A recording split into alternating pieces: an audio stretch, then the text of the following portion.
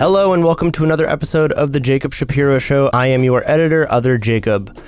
Today we are joined by Fahd Humayun, who is an assistant professor of political science at Tufts University. He is a 2024-2025 visiting research scholar at Stanford Center for International Security and Cooperation.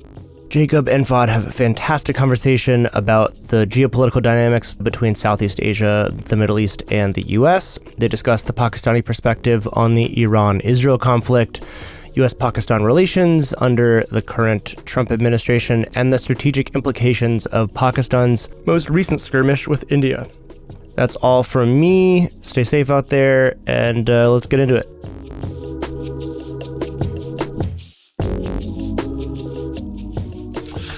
Fahd, it's so good to see you, and thank you for making the time. You join an illustrious list of people who have responded to cold emails, having never met me before, but are willing to come on the podcast. It's nice to see you. It's nice to see you too. Nice to be here. I guess we're recording here Friday, June 20th. It's 1:05 p.m. U.S. Central Time, where I am here down in New Orleans. I don't want to spend even most of our time on what's happening with Iran and Israel, but I don't think we can necessarily avoid it, especially with Pakistan sharing a border with Iran, especially with the visit of Asim Munir to the White House earlier this week for lunch with President Trump, and how that fits in with Israel-Iran and Pakistan-U.S. relations and everything else. So a fairly open-ended question to start would just be, from your perspective, from Pakistan's perspective, how are you thinking about the Israel-Iran war, about the U.S.'s role in all this, about the potential for U.S. intervention? Take that in whatever direction you want, but just eager to get your perspective. Of course. Well, I think it's clearly an ominous development. These tensions between Israel and Iran, which have been brewing for a while, and in some ways, it almost feels like deja vu, because literally a month before this, India and Pakistan were sort of experiencing a cross-border crisis of their own, and so this is it's sort of in some ways it almost seems like an extension of this protracted sort of instability that seems to be stretching from South Asia to the Middle East. Of course, they're very different drivers and compulsions across those two theaters. But for Pakistan, which shares an immediate border with Iran, has a close relationship with the government in Tehran, but also a somewhat complicated security equation with Iran. The idea of instability, of conflict in the region, is something that I think many observers in Pakistan look at with I think a sense of trepidation and a sense of worry, because these things have a way of sort of not sort of remaining limited within borders. Yeah, absolutely. And how do you think Pakistan views the potential of U.S. intervention? So it seems like President Trump didn't want to be involved, and now he's been pulled in, but now he's pulling back from it. Would Pakistan? I am guessing Pakistan would be very hostile to the notion that the United States would participate even in a limited way. Is that the right way to think about what Pakistan's posture would be to U.S. involvement here? I think the view in Pakistan is that if the United States were to sort of get involved militarily, that would be only a pathway to escalation. And the position that Pakistan has sort of taken on this conflict so far is, let's try and give diplomacy another chance. All parties need to sort of step back, get back to the negotiating table.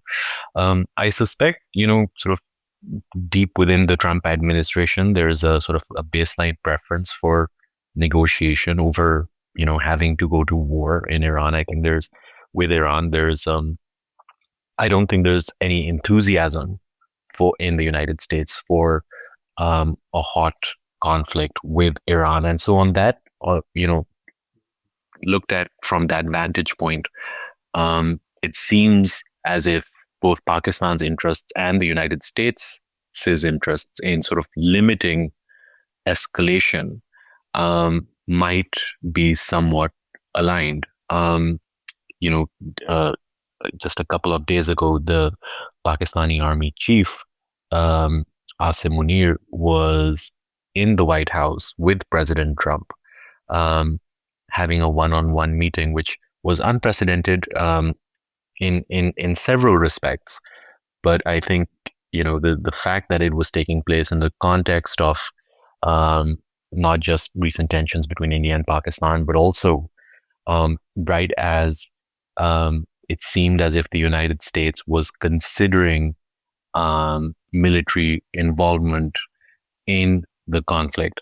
I think there's good reason to suspect that Iran probably did come up in the conversation between the two between the two men. Um, there, President Trump did make some did allude to the fact that Iran was discussed when he was speaking to reporters afterwards. I think it's quite likely that the Pakistani army chief, made a case for why escalation was probably in nobody's interest, and probably put Pakistan's perspective forward, which is that um, the faster we can sort of contain this conflict and get everybody back to the table to sort of get back to discussions, the better it'll be for everybody. You alluded to it being unprecedented. Let's talk about it a bit, because I think the meeting was also scheduled before the Israel-Iran hostilities, or probably was in the works before it, and it seems to be causing. I mean, U.S. ties with India have been strained really since the shooting stopped between Pakistan and India, because Trump is bragging that he brought both sides to the table to make some kind of peace, and India is not happy about this. Modi has gone out of his way, I think, not to give Trump credit for this and to even to push back against that narrative. And it looks like actually U.S.-Pakistan relations are maybe better than they have been in quite a while as a result of sort of that. So, talk to me about the visit. Like, why was it unprecedented? Why is it the army chief that's coming and not some other representative of Pakistan? And how does this fit in with U.S.-Pakistan relations and the developments we've seen over the past 6 weeks? Because at least from where I'm sitting, somebody who's watching generally but not focused on these things, the last 6 weeks with U.S. relations with both Pakistan and India have been incredibly surprising. Not at all what I expected. I was expecting the second Trump term to be more like, Howdy Modi 2.0 and the Modi-Trump bromance continuing. And it's definitely not in that direction here right now. Yeah, I think there's quite a bit to unpack here. Pakistan as Pakistan isn't or hasn't been a fully institutionalized, consolidated democracy the way India has been, or was for the most part, since both countries gained their independence from the British in the late 1940s. Um, Pakistan has had a sort of turbulent relationship with um, military involvement in politics.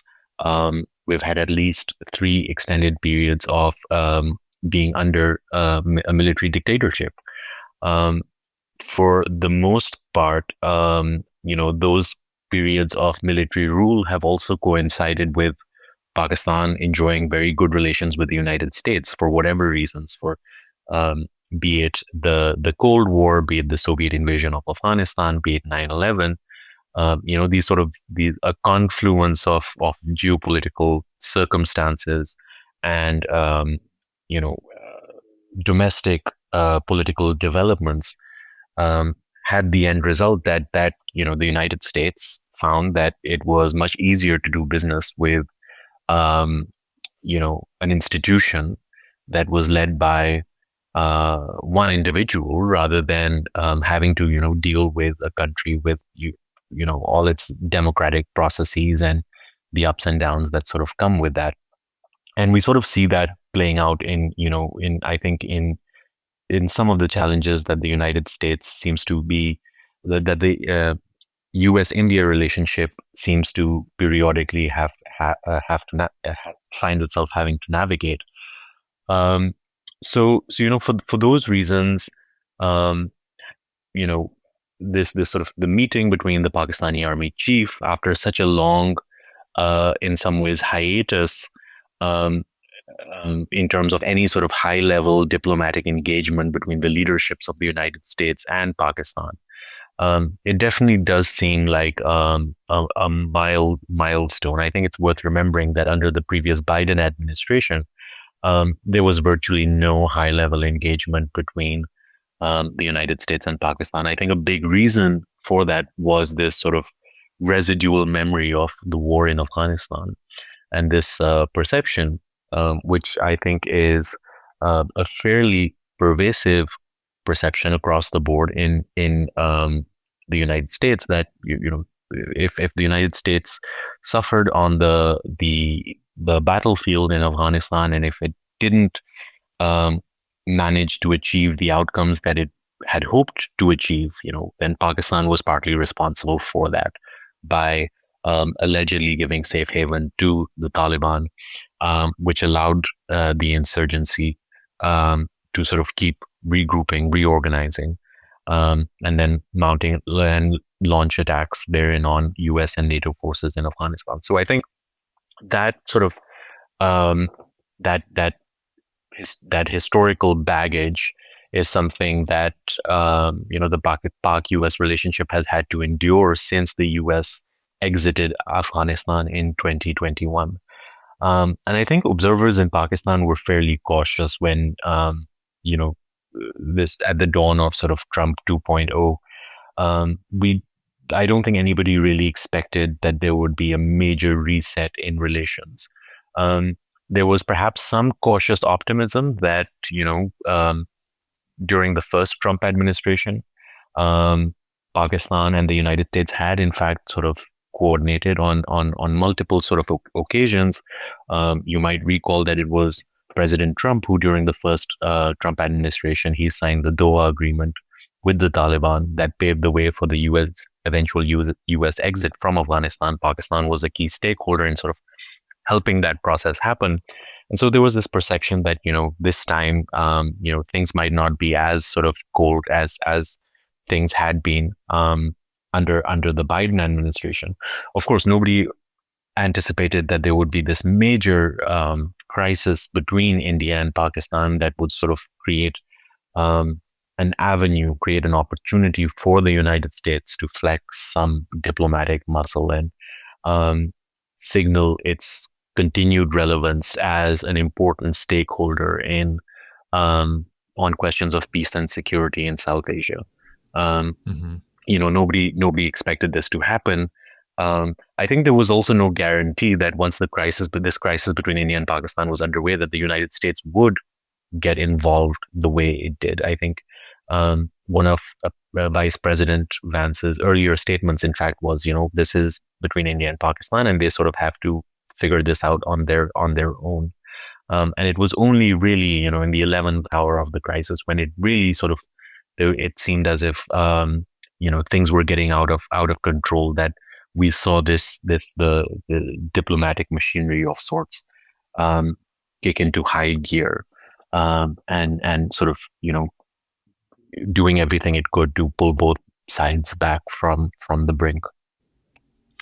I'm going to ask you an impossible question now, but we all know that Trump is famously mercurial, to put it diplomatically.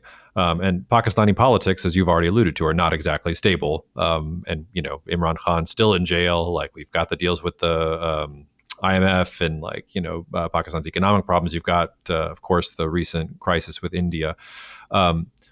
If you were going to try to predict where U.S. Pakistan relations stand at the end of Trump's second term, where do you think they'll go? Do you think this lunch was like a one-off? Do you think it's a meaningful reset in U.S.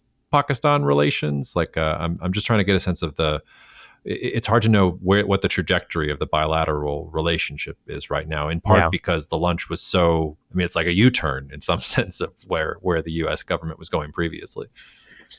Yeah, it's a great question. I think the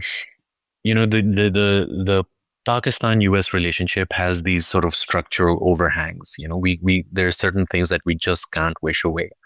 I think memory of the war in Afghanistan is going to be one of those overhangs for a long time. I think another sort of structural issue in the relationship that Islamabad has with Washington is this perception that Pakistan is more aligned with China than it is with the United States, and that in any sort of as we see um, Sino-US competition deepen, uh, uh, there's this idea in the United States that, well, Pakistan has already sort of chosen which side of the table it's on.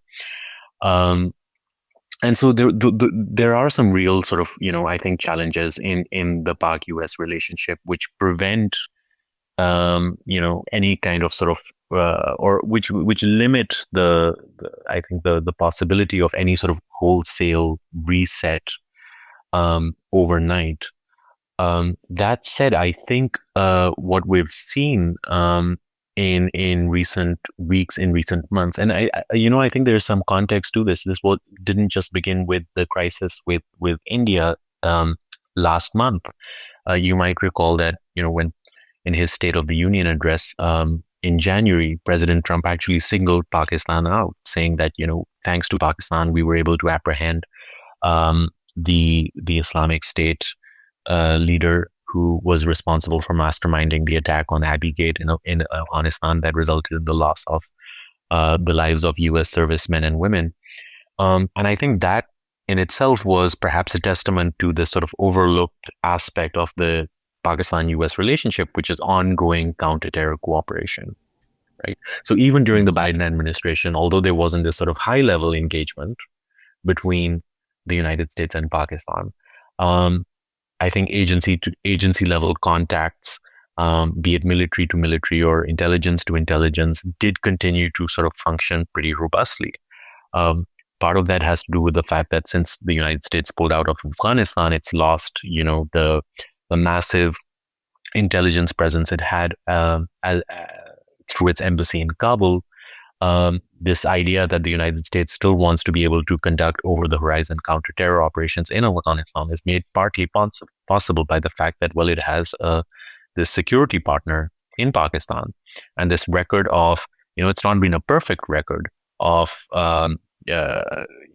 sort of trouble-free, hassle-free cooperation, but it's for the most part, it's a relationship that has worked pretty well. And it was partly made possible through the provision of Pakistani airspace, for instance, that a US drone was able to take out Ayman al-Zawahiri, the leader of Al-Qaeda in Afghanistan. So I think deep down, even though policymakers and security officials in the United States, they certainly have reservations about whether or not Pakistan can be trusted, whether or not Pakistan is, it's a sincere ally. I think there is at least some level of appreciation, a recognition of the fact that it's because of Pakistani cooperation that several things have been made possible for the United States in recent years. So there's that aspect to this conversation, which I think is something that is worth keeping in mind. You know, having said that, like you said, President Trump, he's this sort of mercurial figure. It's very hard to predict what he's going to do. He'll say one thing one day, he might do something else the next day, and I think the best example of this is, if you might recall, in his first term, President Trump had this tweet where he said, we've spent billions of dollars on Pakistan. What have we got? We've not gotten anything other than lies and deceit. But then in 2019, Pakistan and the United States, the leaders of both countries, Prime Minister Imran Khan and President Trump, had a very cordial meeting in the White House, and it was in that meeting that we saw a very different side of Trump. it almost seemed as if there was this sort of personal rapport in some ways between the two men. And I think Pakistan's leaders, like the leaders of many other countries, South Korea, European NATO leaders, have, I think, sort of understood, what it takes to sort of get put Trump in a good mood, to get Trump to be in a good mood. And sort of talking about how he deserves the Nobel Peace Prize, for instance, is like one of those things. And I think there's this, we're now getting reports that was in fact something that, was a part of this recent interaction between the Pakistani army chief and President Trump, which was this suggestion that because President Trump had intervened at the crucial hour between India and Pakistan, and because of his promise to sort of try and mediate, or his offer to try and mediate on the Kashmir dispute, that he should get the Nobel Prize. So, I think that sort of dynamic comes with both opportunities and risks. The risks are, of course, that a lot of these developments can be quite ephemeral. It's hard to sort of put a lot of stock on these sorts of short term happenings. But that said, I think there are also real opportunities here, and the opportunity for high level engagement, the ability to be able to have like a frank conversation about the challenges and the complexities of the region, and the possible role that the United States could play in fostering regional stability. I think that's something that the Pakistanis, at least, are very keen to try and get out of this at the end of the day, which is have the United States invested in peace and security in South Asia, rather than having an administration in Washington that's sort of indifferent to regional outcomes. That's a great answer. And I'm going to ask you the same sort of impossible question, except not in the context of Pakistan-U.S. relations, but in the context of Pakistan-India relations. So the impossible question is, do you think we get another skirmish for the rest of Trump's administration? Do you think that no, the skirmish has been contained and now there will be sort of a slow halting step towards normalization until the next thing pops off that both sides feel the need to respond to? I'm curious if you think anything has fundamentally changed in Pakistan-India relations as a result of what happened in the last 8 weeks, or whether, this is sort of par for the course, that this is how India-Pakistan relations work. And even if, they go through phases of getting closer and then something happens that maybe neither government planned, that spoils it, and then both sides have to bare their teeth at each other and prove that they're as tough as they want to be. Do you think anything fundamentally changed in the last 8 weeks, or do you expect improvement with India? And how does that work into some of the dynamics you already talked about? Yeah, I think some things have certainly fundamentally changed, and then there are some things that perhaps haven't, and that sort of it's in some ways more of the same. I think what's fundamentally changed is we've seen, as sort of manifested in the last crisis, this willingness by this particular government in New Delhi to continuously lower the threshold for undertaking kinetic military action, for anything that it deems to be a provocation. And if we look at some of the statements that have been made both by India's military but also by its political leadership in the aftermath of the Pahalgam attack, which was the actual crisis trigger for this last skirmish. It was an attack that on civilians in Indian-administered Kashmir that claimed the lives of 26 tourists on the 22nd of April. In the aftermath of that crisis trigger, we've seen this sort of this more sort of muscular assertiveness from India's political and military leadership suggesting that, now anytime there's any kind of terrorist incident or, episode of militancy, India is going to sort of attack Pakistan. No questions asked. Now, this is problematic for a host of reasons because even with this last crisis, it was, within minutes of, the reporting on the Pahalgam attack that India began to sort of assert that, this was Pakistan was responsible for this. This attack came from Pakistan. Um, and there wasn't really a sort of a clear case made where that, well, but these were the perpetrators who carried out the attack. The group that carried out the attack is something that's called the Resistance Front. It's a fairly new organization. It has allegedly has links to Pakistan based groups, but evidence for this at the moment is significantly circumstantial. And so I think the sort of the reasoning that India was using was that, well, there's been a past history of Pakistani culpability in supporting um, attacks that have taken place in India, and so therefore this time it must also have been Pakistan. And I think that leaves both countries in a very difficult and dangerous place because you have to remember that the place where this attack, this last crisis trigger took place, Kashmir, is very much a flashpoint. Since August 2019, um, Prime Minister Modi took has taken steps to reverse the constitutional statehood of Jammu and Kashmir. It's one of the key articles of the Indian Constitution that had essentially given Jammu and Kashmir special status.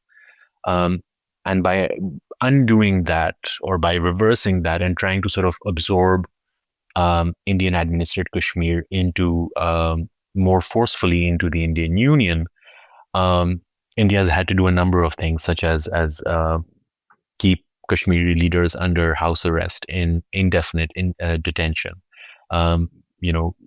unending military curfews, the banning of all kinds of sort of political activity, including protest.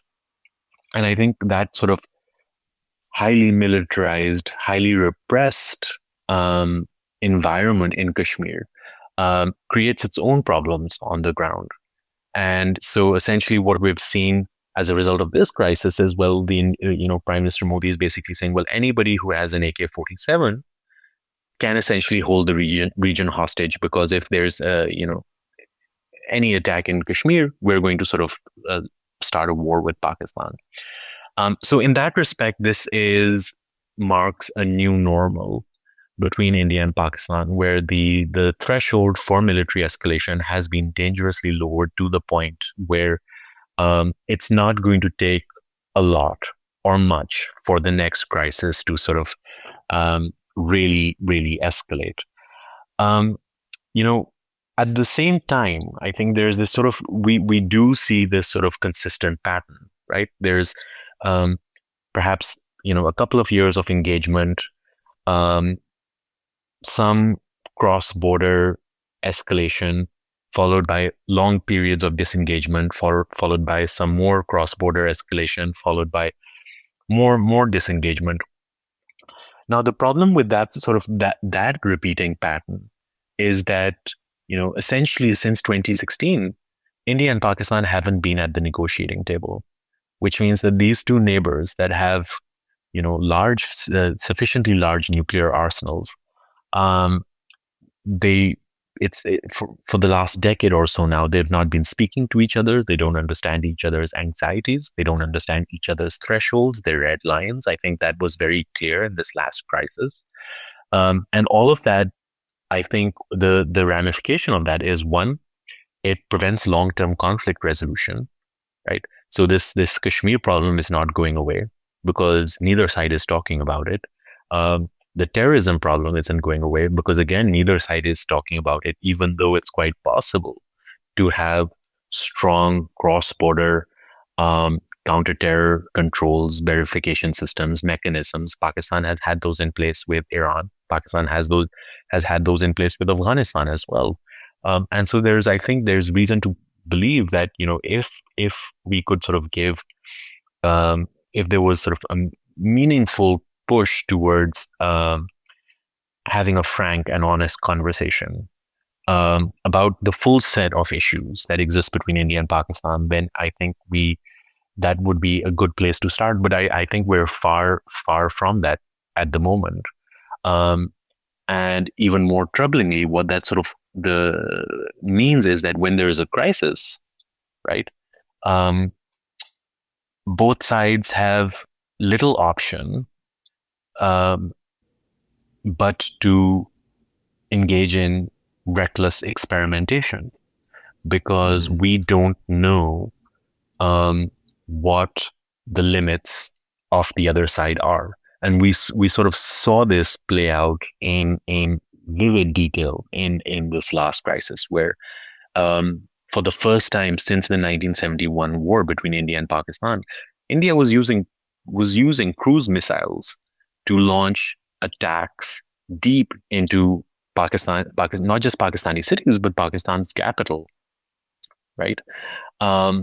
And that comes with all kinds of dangers because of the real space for things to go nuclear.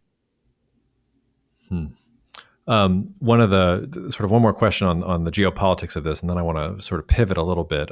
Today was the first, today was the first trilateral summit between China, Pakistan, and Bangladesh, and we've somehow gotten through our first 30 minutes without really invoking China's name here. And China, of course, part of the Pakistan story, especially when you're thinking about India's perspective and the U.S. perspective.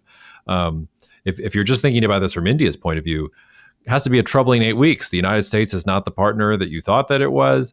Now you've got Pakistan and Bangladesh and China all joining hands and getting closer cooperation.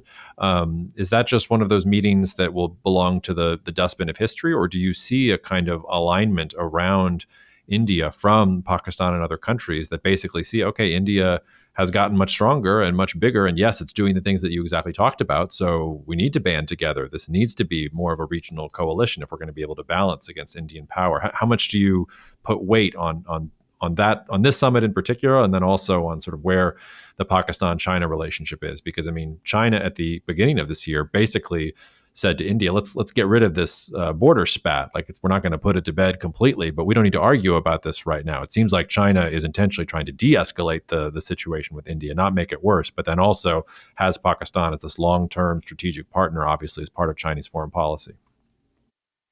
Yeah, I'd be cautious of. So I probably wouldn't say that Pakistan is actively sort of trying to get regional players to bandwagon, and sort of counterbalance India. But I think what we're seeing play out in many ways is a failure of Indian foreign policy under Prime Minister Modi, which you might recall when Prime Minister Modi came to power. One of the things he said was neighborhood first, and sort of deepening India's sort of relations and ties with regional countries. I think we've seen in the years since, relations with Pakistan deteriorate, relations with Bangladesh deteriorate after this most recent after the Awami League government fell in Dhaka, replaced by this interim government. India's relationship with Afghanistan obviously suffered a setback after the Taliban took over in that country, and we've seen India to try and sort of repair some of that with this sort of, again, unprecedented outreach to the Taliban regime in Kabul. But something has clearly gone wrong in India's sort of vision, its plan for the neighborhood. To most sort of, I think, rational and clear-eyed observers of South Asian politics, what's gone wrong is this sort of refusal to sort of address these long-standing conflicts with that continue to be the elephant in the room whenever you have any conversation about either South Asian regional integration or trade or commerce, or how do we bring the region together? South Asia is currently the least interconnected region anywhere in the world. And for those reasons, I think it's only inevitable that we start viewing um, these developments that are taking place in South Asia through this sort of this broader geopolitical lens of, well, India was being built up to be a counterweight to China, and so China, of course, is going to do everything it can to make sure that it's able to sort of flex hard and soft power in the region. But I think it's worth being cautious about this, because in this last crisis between India and Pakistan, it's not as if in a crisis between India and Pakistan, China is sort of coming to Pakistan's rescue. Um, Mm-hmm. it's also not as if Pakistan and China have some sort of there's any strategic guarantee that if there's a war, if China and the United States go to war with Taiwan, or if India goes to war with Pakistan, then China or Pakistan are going to come to each other's mutual defense, right? There's no sort of uh, I I don't think there's any kind of expectation that that's going to play out. But having said that, I think what was notable in this last crisis was that Pakistan was using for the first time Chinese equipment, both hardware and software, which was pretty pivotal in allowing Pakistan to um, take out what Pakistan alleges up to 5 to 6 Indian aircraft on the first night of aerial engagement between India and Pakistan in the May crisis. Um, and, there's some, although the Indian side has been very reluctant to put a number on the number of aircraft it lost in that aerial skirmish. There have been independent reports since from Reuters, from France 24, suggesting that yes, up to 3 to 4 Indian aircraft definitely did go down. At least one of them was a French Rafale, that the much touted Rafale that India procured at an extremely high cost, and that was meant to sort of be the prize of the Indian Air Force's arsenal. But Pakistan was using Chinese J-10s. Pakistan says it didn't have to use U.S F-16s in this last crisis.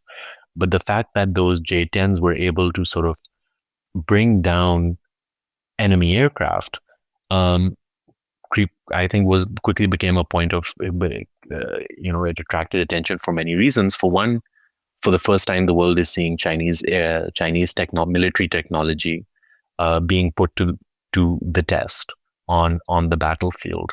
And so in some ways, there was a lot of curiosity about, well, how is Chinese technology going to fare against, Western technology? And so there's that aspect of China's role in this last crisis that is worth, that I think it's worth keeping in mind. Having said that, you said something which I think is also worth just emphasizing, which is that at the start of this year, China sent a fairly clear signal that it wasn't it wanted to sort of try and move on with as far as its border dispute with India was concerned. India and China have sort of been locked in this stalemate on their border, since 2020. And the fact that the Chinese are sort of also not hemming themselves into this position of perpetual conflict, where they say that no, we're not going to resolve this conflict, and India is a forever enemy. I think also signals a degree of pragmatism on the side of the Chinese, which is that you ultimately can't choose who your neighbors are, and you have to sort of live and make do with them and try and sort of resolve to the best of your ability whatever outstanding issues that you have.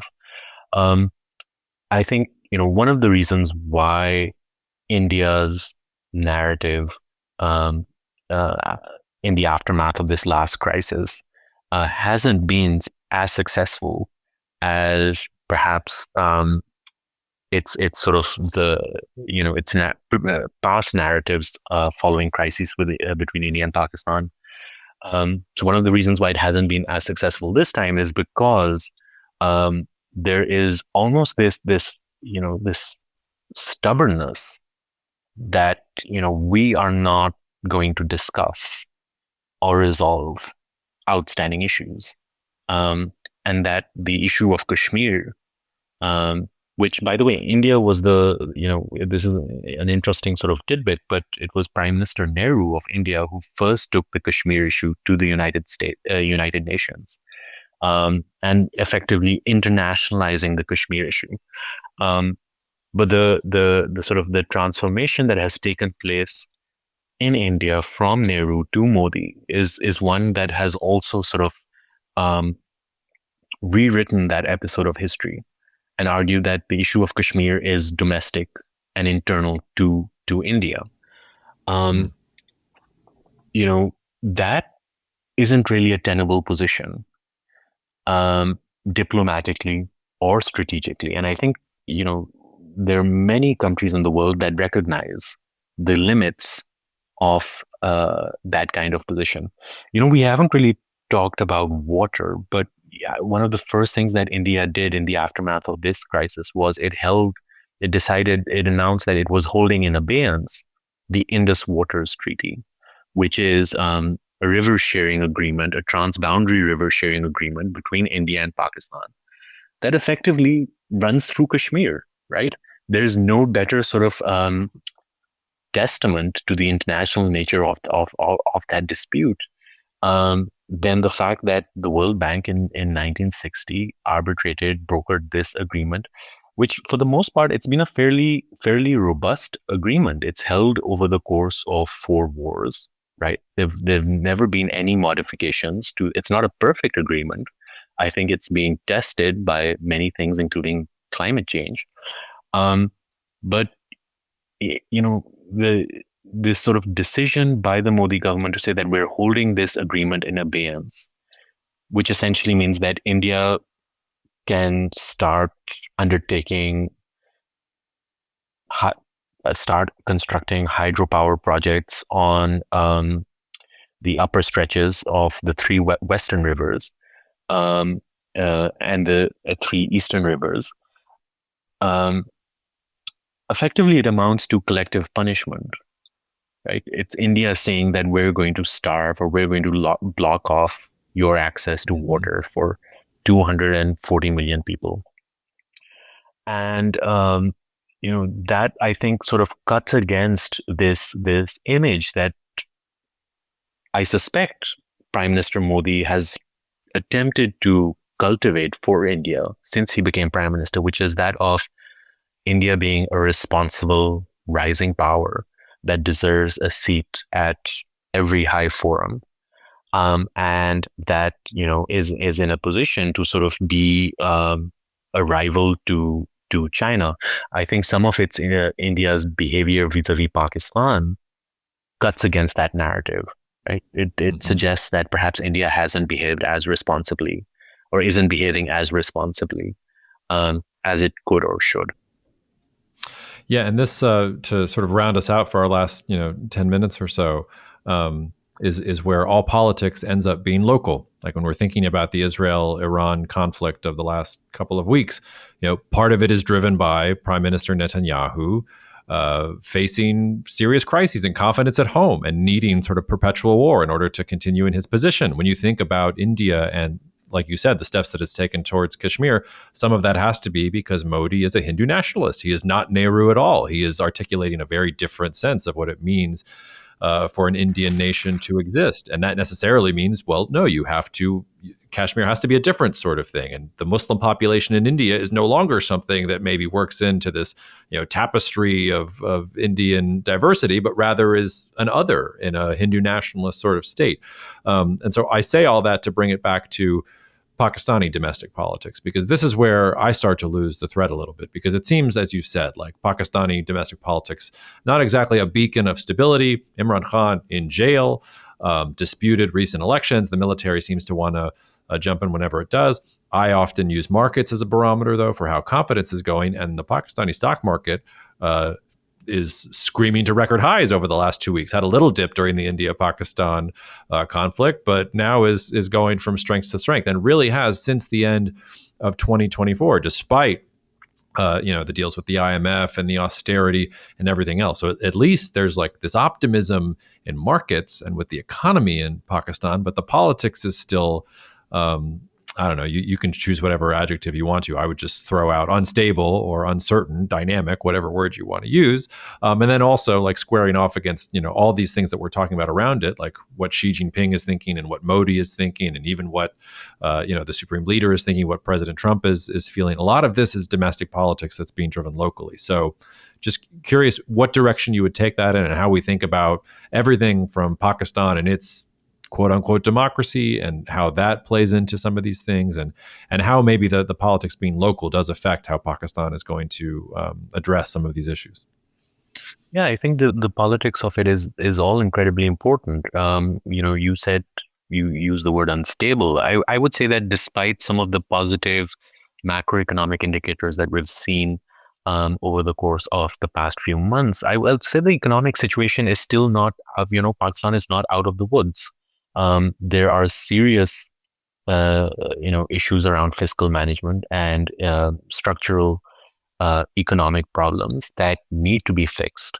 It doesn't seem as if those problems are going away anytime soon. The most important thing for Pakistan is really political stability.